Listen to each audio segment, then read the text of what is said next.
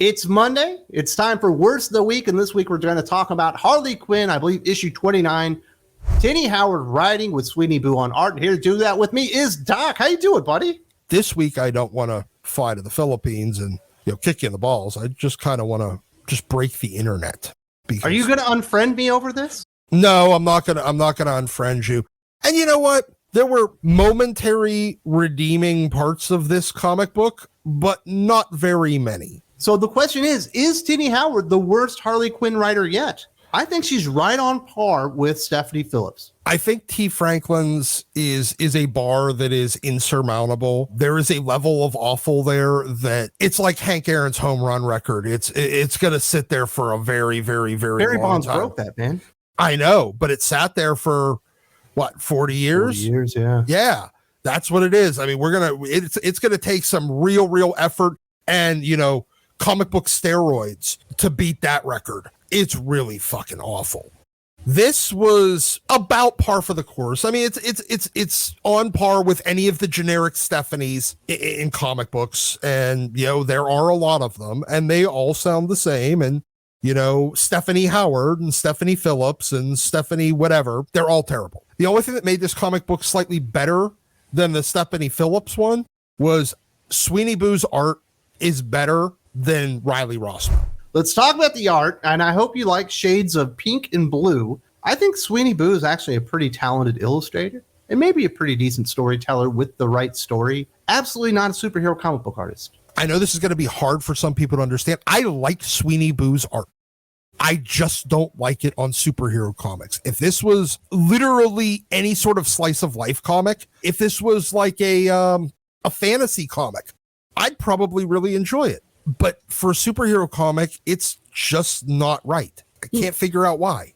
Well, especially when you see the action scenes, it doesn't feel like anything's actually happening. I think that's one of the reasons Sweeney Boo, with the art style, it's certainly cutesy-wootsy, over the top and all that kind of stuff. It doesn't actually work when there's anything supposed to be happening. There's a lack of energy. Like there was this one cool scene that really should have been really cool with Harley wearing a mask, jumping out of the rafters with this giant hammer, and it just ended up looking too cartoony. It looked like she was just floating in air rather than one frame of a video of her coming down to smash the shit out of somebody. No doubt, and Harley Quinn is presented pretty bad here. Mostly it's because of the writing, though.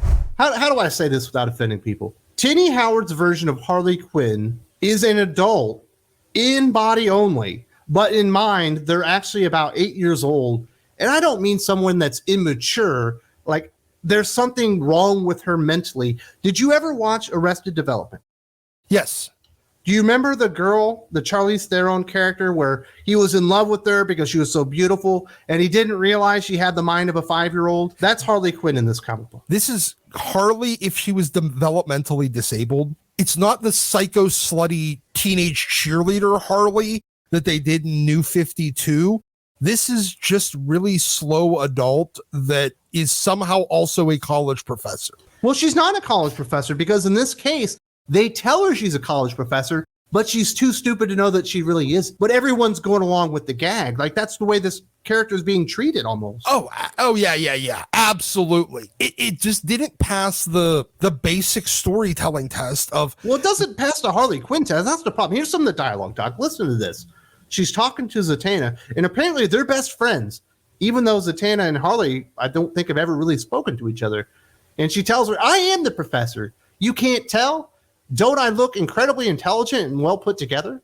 Well, actually you do. Yeah. Now you are willing to use your sorcery to launch me around the multiverse like a lawn dart or not. It's just this baby toddler speak voice that they've actually given Harley Quinn. They've taken her fangs away. She has no edge. She's supposed to be a villain, but you can't really blame her because she's mentally handicapped or something. Yeah, not only that, but she's suddenly Harley Quinn best friends for everyone. She's the janitor in school when you were a kid that maybe had Downs or something, and everyone knew his name and you were always buddies with him. Yeah, because he was a very friendly person. And you knew you were supposed to be nice to him. Because exactly. There's no disagreement ever with anyone. She gets along with all of the superheroes super well. There's nobody that's even remotely reluctant to believe that she's turned over a new leaf. Even though she is a serial killer and she bombed multiple children one night. She's talking about how she helped Zatanna move and moved a 300-pound armoire. At no point does Zatanna ever even ask you to move. This really is them treating her like a special needs child. The whole impetus to this plot is she was fighting Two-Face and a trout popped into her hand. She's actually creating fissures in the multiverse, and there's this lady on the other side that told her, if you don't stop doing that, I'm going to come to Earth Zero and destroy it. So she needs a spell of protection so she stops accidentally crossing over to this other multiverse and creating this crack. You got to remember, this is Tini Howard, and she'd rather be doing magic than superhero comics. You got a point. Yeah, she'd be rather doing her LARPing thing than writing superhero comics. Will someone, for the love of God, just give her a Dungeons and Dragons comic so she goes away forever? Don't forget the big point, Doc. In order for her to do this magic spell, she has to sacrifice something living that she likes. And she's got this big crisis of conscience. I can't kill anything living, even though she's already murdered somebody here in the comic book.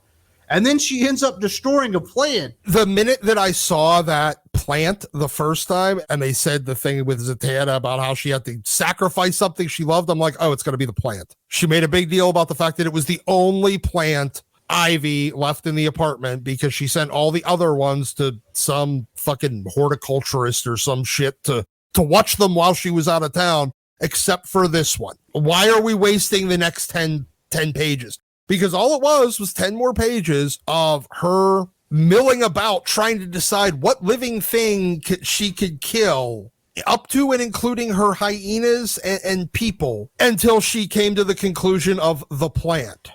Well, she didn't just come to the conclusion, Doc. We got to get to this moment, because not only can Tini Howard not write Harley Quinn, she absolutely cannot write Batman. So she ends up going and, I guess, fighting Two-Face a little bit, puts out the bat signal because she's buddies with Batman now, and he just is at their beck and call. He arrives, nothing's going on, and she's like, come here and sit with me and have a donut, Batman. I want to explain to you my problems. And apparently, Batman has turned into Pa fucking Kent for Harley Quinn. He's her, I guess, mentor. Yeah, but like dad mentor. At no point does Batman, knowing that Harley's now in a position where she has to sacrifice something living, leave her out of his sight, because he knows how mentally fucking damaged this chick is. And he knows that he can't exactly predict what thing she's going to decide. But here's the thing, Doc. This isn't mentally damaged, dangerous Harley Quinn. This is mentally handicapped Harley Quinn that everyone knows and loves. That's an actual janitor at the school, but thinks she's a professor. Oh, God damn it. You keep bringing me back to that and you keep being right. Yeah, this is me expecting it to actually be written somewhat like the real Harley Quinn, for someone to act like themselves in this comic book. Tini Howard should be banned from ever writing another line of dialogue or including the character of Batman in any way, shape, or form in any of her comic books ever again. Yeah, she should. The fact that anyone gave her the green light to put Batman in this comic and then to make him look like a fool, and then for her to make a joke at his expense about how the world's greatest detective thing is just a gag. It's a practical joke, bro. That not even Jordan White in the X-Men office would let her write Wolverine because they knew the character was too important to hand over to an absolute moron. Letting her write Batman is like letting Tom King write Hal Jordan Green Lantern. I don't even know what willpower is. That's what it felt like.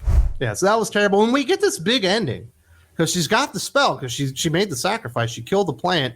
And then all of a sudden her hyenas have robes on and appear to be priests. Wasn't that like a backup story? No, that's the final page reveal is her two priest hyenas standing on their hind legs talking to her. Oh, yeah, because the backup story is untalkable. We're not going to talk about that because it's actually worse. What the hell kind of logic brought her to that? To Tini Howard to say, hey, let's put the hyenas standing on their, let's anthropomorphize them and then give them robes. Because she's playing Dungeons and Dragons, and in this particular chamber, there are priest hyenas. I'm a nerd, and I don't want to say anything bad about Dungeons and Dragons. I just never played it, but I would have. Yeah, exactly. I never played Dungeons and Dragons. Never really appealed to me. I'm not really a big. But I don't want to read Dungeons and Dragons like Dungeon Master stuff in Harley Quinn. Look, that's what you're gonna get no matter what she's writing. You got it on Excalibur. You got it on another volume of Excalibur. You got it on the Betsy Braddock, and now you're getting it on Harley Quinn. Don't be surprised when she turns into a fucking wizard by the end too. Maybe she's gonna end up. Well, she's got powers now. She can create cracks in multiverses and travel through them. So what's the verdict, Doc? Are you going to recommend this comic book? It felt like you liked it more than I did. That's what put it. If I could have just read this without any dialogue, it would have been an okay but little too cutesy for my taste story. But no, do not buy this. Look, if Tini Howard's name on it is on the cover, it's a warning. It's like the Mr. Yuck sticker. For those of you old enough to remember that. Yeah, it's a little skull and crossbones that says if you drink this, you're going to die. Yeah, and if you open this comic book, you will be infected with bad comic book storytelling and probably a really dumb LARP. Comic herpes is what I call them. Yep. DC Comics would like you to believe that Harley Quinn is one of the new pillars of DC Comics, even though the character doesn't sell in comic books, doesn't sell in movies. Maybe they have a good streaming show. I'm not really sure. But they made a T. Franklin spinoff comic book, so it can't be that important. The character is basically unrecognizable after being one of the biggest breakout stars in animated Batman history. They've just destroyed Harley Quinn over the last 30 years. If you haven't seen this video, definitely check it out now. There's also a link in the video description.